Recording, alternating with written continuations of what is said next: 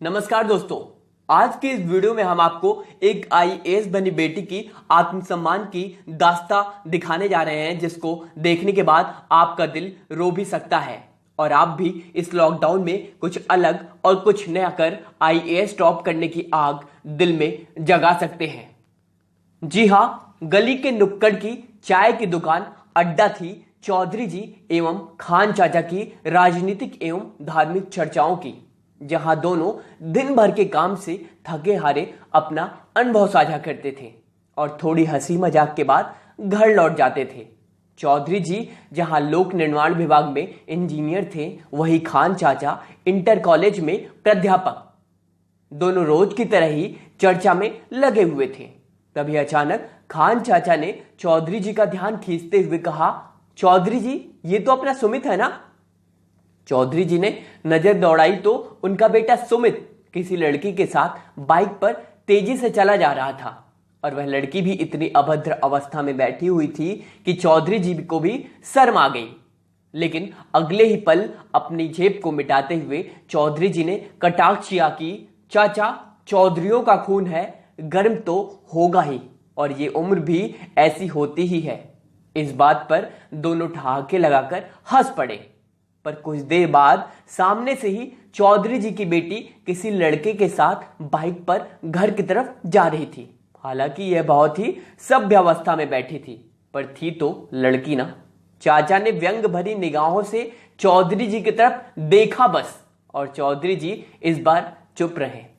जल्द ही दोनों ने चाय खत्म की और चौधरी जी घर की ओर तेजी से चल पड़े। गुस्से से उनका चेहरा तमतमा उठा था। चौधरी जी के दो बच्चे थे, बड़ी बेटी श्रेया और छोटा बेटा सुमित। श्रेया पोस्ट ग्रेजुएशन के अंतिम वर्षों में थी और सुमित ग्रेजुएशन के अंतिम वर्ष में। इंजीनियर का बेटा एवं छोटा होने के कारण सुमित लाड प्यार में बिगड़ गया था। हालांकि श्रेया भी फैशन एवं शौक बहुत रखती थी, किंतु वह सुमित की तरह अयास नहीं थी। आज उसका पोस्ट ग्रेजुएशन का अंतिम पेपर था, यानी कि श्रेया का पोस्ट ग्रेजुएशन का अंतिम पेपर था एवं कॉलेज में ही सीढ़ियों से उतरते समय श्रेया लड़खड़ाकर गिर गई, उसके पैरों में थोड़ी सी हल्की सी मोच आ गई। राहुल, जो कि श्रेया का जूनियर था और उसको दीदी बोलता था और बहन की तरह मानता भी था, उसके साथ श्रेया आज घर आ रही थी। तभी चाचा और चौधरी जी की नजर उस पर पड़ी और हंगामा खड़ा हो गया। चौधरी जी को सच का पता नहीं था। इधर जैसे ही चौधरी जी गुस्से में घर पहुंचे, श्रेया और सुमित ने अपनी अपनी फरमाइशें रख दी। सुमित बोला, पापा, मुझे आईएएस की तैयारी करने के लिए दिल्ली जाना है। और श्रेया ने कहा, पापा, मैं एमफिल करना चाहती हूं। लेकिन श्रेया चौधरी जी के गुस्से से बिल्कुल अनजान थी। उसके इतना कहने पर चौधरी जी उस पर बरस पड़े। उन्हें खुद नहीं पता था कि वे क्या कहे जा रहे हैं। मां ने जब पूछा कि आखिर उसकी गलती क्या है, तो बोले कि सड़कों पर लड़कों के साथ घूमती है, मेरी इज्जत तार तार कर दी। इसको आगे पढ़ाने से अच्छा है कि इसकी जल्द से जल्द शादी कर दो। श्रेया को बहुत बड़ा धक्का लगा। जिन पर वो इतना ज्यादा यकीन भरोसा करती है, उनको जरा भी यकीन नहीं है अपनी बेटी पर। श्रेया के आंसू भर आए और भरे हुए गले से बोली, पापा, जरा सा तो यकीन कर लिया होता, एक बार सच जानने की कोशिश तो की होती। और इतना कहकर वो ऊपर अपने कमरे में चली गई। कमरे में अपने पापा की बातों को याद करके श्रेया बार बार रोती रही और रोते रोते जाने कब उसे नींद आ गई। रात में मां खाने के लिए जगाने भी आई, पर उसने खाना खाने से मना कर दिया। मां ने जब सच्चाई बताई तो चौधरी जी को अपने किए पर पछतावा हुआ। अगली सुबह श्रेया देर से उठी और उस दिन भी उसने ना तो खाना खाया और ना ही किसी से बात की। सबने बहुत मनाने की कोशिश की और माफी मांगी, पर पता नहीं इस बार जख्म कुछ गहरे थे। वो बार बार पापा की बातों को याद करके रो रही थी। मम्मी पापा ने सोचा कि धीरे धीरे सब ठीक हो जाएगा। अभी गुस्सा है, लेकिन ऐसा नहीं हुआ। कहते हैं ना कि जीभ में लगे जख्म जल्दी ठीक हो जाते हैं, लेकिन जीभ से लगे जख्मों को भरने में बहुत समय लगता है। कुछ यूं ही श्रेया के साथ भी हुआ। अगले दिन एमफिल के आवेदन की अंतिम तिथि थी, लेकिन श्रेया ने आवेदन नहीं किया। उसे इस बात का दर्द था कि किसी ने उससे एक बार भी नहीं कहा कि बेटी तू पढ़। अब श्रेया खाना तो खाने लगी थी, पर उसका स्वभाव बदल गया था। अगली सुबह सुमित दिल्ली जाने के लिए तैयार हो गया और उसे आशीर्वाद देते समय पापा इतने खुश थे जैसे वह आईएएस बनने नहीं बनकर जा रहा हो। बस श्रेया ने भी फैसला कर लिया कि अगर आईएएस इतनी अच्छी चीज है तो उसका खोया हुआ सम्मान वापस दिला सकती है, तो वो आईएएस बनकर दिखाएगी। पर कैसे, इसके बारे में उसे कुछ नहीं पता था, पर भरोसा था उसे अपनी जिद पर। उसने इंटरनेट में खोजना शुरू किया। थोड़ा मिला तो और रुचि जगी। इस थोड़ा थोड़ा करके उसने यूपीएससी के बारे में सब कुछ पता कर लिया। जाने कितनी वेबसाइट और पेज को सर्च किया और 3 दिन में उसने सब कुछ मालूम कर लिया कि इसका पाठ्यक्रम कैसा होता है, कैसे पेपर आते हैं, पेपर में किस प्रकार के प्रश्न पूछे जाते हैं, फॉर्म कब निकलते हैं, आदि आदि। अभी अप्रैल का महीना चल रहा था और उसे पता था कि पेपर मार्च में होगा, यानी कि उसके पास लगभग 10 माह का समय था। वेबसाइट के माध्यम से उसने बुक लिस्ट तैयार करी कि आखिर उसे कितनी बुक्स की जरूरत पड़ेगी। पर सवाल था कि बुक्स कौन लेकर आए, क्योंकि वह बाहर नहीं जाना चाहती थी। इसके लिए उसने न्यूज़पेपर लाने वाले चंदू को चुना, क्योंकि ज्यादातर पेपर के लिए श्रेया ही गेट खोलती थी। उसने चंदू को लिस्ट थमा दी और बोली कि ये बुक्स तू लेकर आ, तुझे मैं 200 रुपए दूंगी, पर हाँ किसी को पता ना चलने पाए, एक एक करके ही लाना। चंदू खुश हो गया। उस दिन श्रेया ने अपना सारी दिनचर्या व्यवस्थित कर ली, किस समय क्या करना है, और सब फिक्स हो गया।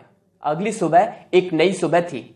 हर दिन 7 या 8 बजे उठने वाली श्रेया आज सुबह 4 बजे उठ गई थी। सारे काम जल्दी जल्दी खत्म करके लॉन में पढ़ाई के लिए बैठ गई।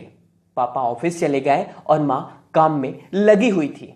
घर वालों को उसके बदले हुए स्वभाव का एहसास हो गया था। शाम में पापा के वापस आने पर माँ ने उनसे जिक्र किया कि अपनी बेटी अब सुधर गई है।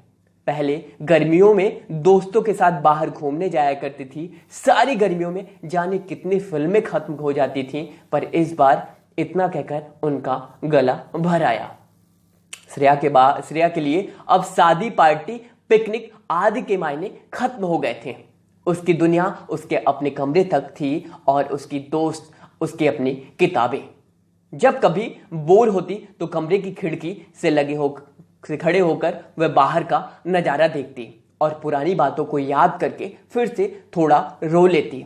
उसकी अपनी फ्रेंड्स भी तैयारी करने या आगे पढ़ने बाहर चली गई थी और वहां उनको नए दोस्त मिल गए, जिसके बाद उन्होंने श्रेया से बात करना बहुत कम कर दिया।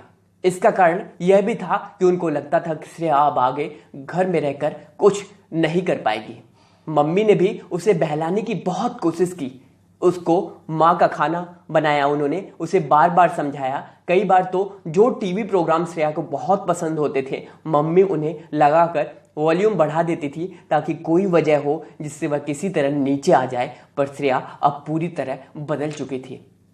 समय बीतता गया और श्रेया भी दिन रात मेहनत करती रही। आखिर वह दिन आ भी गया जिस दिन उसकी प्रारंभिक परीक्षा थी। श्रेया ने माँ से कहा, आज एक फ्रेंड की पार्टी है, मुझे जाना है। मम्मी ने उसे नहीं रोका, क्योंकि 10 महीने बाद पहली बार घर से बाहर निकल रही थी। उसने प्रारंभिक परीक्षा दी और घर आकर फिर दोगुनी तेजी से मुख्य परीक्षा की तैयारी में जुट गई। कुछ दिनों बाद प्रारंभिक परीक्षा का परिणाम आया। सुमित ने फोन कर के घर बताया कि उसने प्रारंभिक परीक्षा पास कर ली है। मम्मी पापा की खुशियों का ठिकाना नहीं रहा। पास तो श्रेया भी थी, पर उसने किसी को नहीं बताया था कि वह आईएएस की तैयारी भी कर रही है। कुछ दिनों बाद मुख्य परीक्षा भी आ गई। फिर श्रेया ने कुछ बहाने बनाकर मुख्य परीक्षा दी और फिर से तैयारी में जुट गई। मुख्य परीक्षा का परिणाम आया और इस बार श्रेया पास हुई, पर सुमित पास नहीं हुआ था। उसने अपनी खुशी से ज्यादा उसे अपने भाई का दुख था। श्रेया ने इंटरव्यू की तैयारी की और उसका इंटरव्यू भी अच्छा गया। अब वह अंतिम परिणाम की प्रतीक्षा करने लगी। वो दिन भी आ गया जिस दिन उसका अंतिम परिणाम आना था। श्रेया ने जल्दी ही सारे पूरे काम खत्म किए और लैपटॉप खोलकर बैठ गई। पर रिजल्ट में अभी भी कमिंग सून शो हो रहा था, यानी कि रिजल्ट अभी आना बाकी था। वह निराश हो गई और एक उपन्यास पढ़ने लगी। पढ़ने में वह इतनी तल्लीन हो गई कि समय का पता ही नहीं चला और तभी दिव्या दीदी का फोन आया। श्रेया, तूने अपना रिजल्ट देखा? मैं तो सेलेक्ट हो गई। श्रेया बोली, दीदी मैं देखकर बताती हूँ। श्रेया को बहुत डर लग रहा था, धड़कनें बढ़ गई थी। उसने वेबसाइट खोली और लिस्ट चेक करने लगी। उसने ऊपर से 50 नंबर तक देखा, उसका नाम कहीं नहीं था। वो बहुत डर गई। अब वह नीचे से देखने लगी। नीचे से ऊपर आते समय 73वें नंबर पर उसने अपना रोल नंबर देखा। एक बार फिर मिलाया, फिर कई बार मिलाया। उसे यकीन नहीं हो रहा था। उसने तुरंत फेसबुक प्रोफाइल खोली और 10 माह बाद अपडेट किया कि finally I am selected in IAS with 73rd rank. और उस पर उसके फ्रेंड्स का मैसेज आया, गुड जॉब। और दूसरे ने एक मैसेज किया कि अच्छा मजाक है, तेरी बस की बात नहीं। और एक ने कहा कि मुझे यकीन था कि तू एक दिन बनेगी। श्रेया के सामने सपनों की दुनिया पंख फैलाए खड़ी थी। सुमित ने पोस्ट पढ़ी और तुरंत पापा को घर फोन किया। चौधरी जी को अपने कानों पर यकीन नहीं हो रहा था। वो दौड़कर ऊपर श्रेया के कमरे में पहुंचे। श्रेया की आंखों में उन जख्मों का दर्द साफ साफ झलक रहा था जो चौधरी जी ने उसे बहुत पहले ही दिए थे। चौधरी जी ने उसे गले से लगा लिया और दोनों फपक फपक कर रो पड़े। दोनों की आंखें बरस रही थी, बस फर्क इतना था कि एक की आंखें पश्चाताप के आंसू थे तो दूसरे की आंखों में आत्मसम्मान के आंसू थे। दोस्तों, यदि आपको ये स्टोरी अच्छी लगी तो इस वीडियो को अधिक से अधिक शेयर करें। यदि आप हमें अभी तक सुन रहे हैं तो प्लीज इस वीडियो को अधिक से अधिक शेयर करें, लाइक करें, कमेंट करें, डिफरेंट प्लेटफॉर्म पर शेयर करें और प्लीज लाइक और शेयर करना ना भूलें। चलिए, तब तक के लिए धन्यवाद। नमस्कार।